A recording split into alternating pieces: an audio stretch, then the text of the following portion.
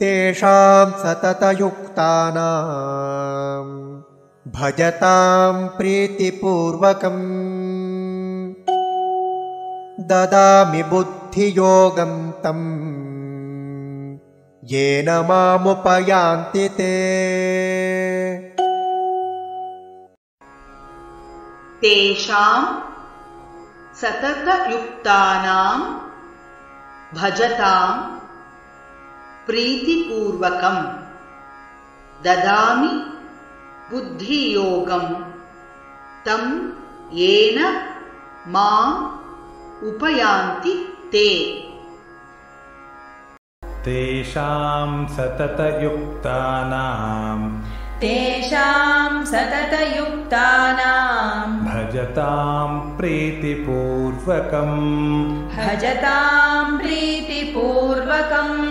ददामि बुद्धियोगं तं येन मामुपयान्ति ते। तेषां सततयुक्तानां भजतां प्रीतिपूर्वकं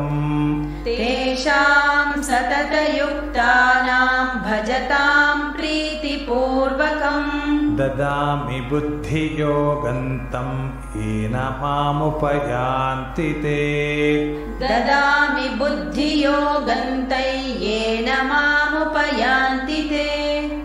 तेषां सततयुक्तानां भजतां प्रीतिपूर्वकं ददामि बुद्धियोगं तं येन मामुपयान्ति ते। तेषां सततयुक्तानां भजतां प्रीतिपूर्वकं ददामि बुद्धियोगं तं येन मामुपयान्ति ते।